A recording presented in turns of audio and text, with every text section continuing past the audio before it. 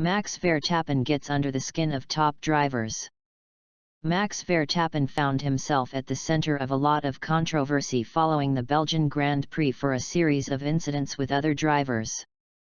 The Red Bull driver is now getting a lot of stick from a number of directions, mainly from other drivers, whether it be Ferrari drivers Kimi Raikkonen and Sebastian Vettel, who he angered in the race, or ex-drivers such as Jacques Villeneuve. When you look into the detail of the various incidents, they fall into three categories, each of which is quite different, and one of which was definitely very questionable on Verstappen's part. The various incidents in question have also caused a lot of debate among the fans, who are clearly split depending on whether they are Verstappen fans or not, especially as Raikkonen has quite a large following himself. Let's start with the collision between Verstappen and the two Ferrari drivers at La Source hairpin at the start of the race.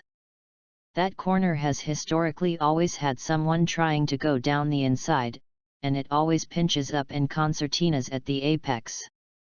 There are so many accidents there.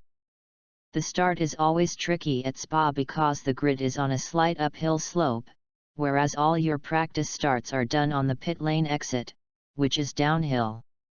Verstappen had a good initial kick off the line, but after that his start was bad.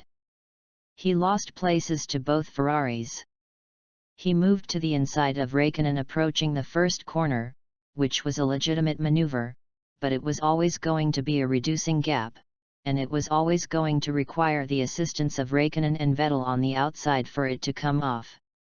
That was shown by the fact Verstappen was right across the curb as he hit the apex of the corner. Raikkonen was the innocent party in the end.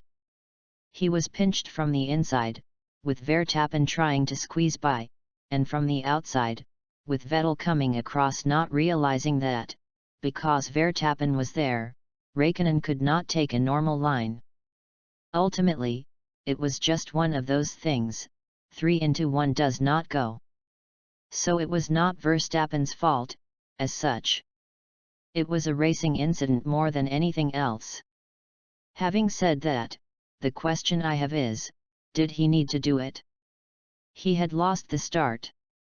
He was not going to lead into the first corner, which is what he would have been hoping for being the only one of the top 5 to start on the super soft tire.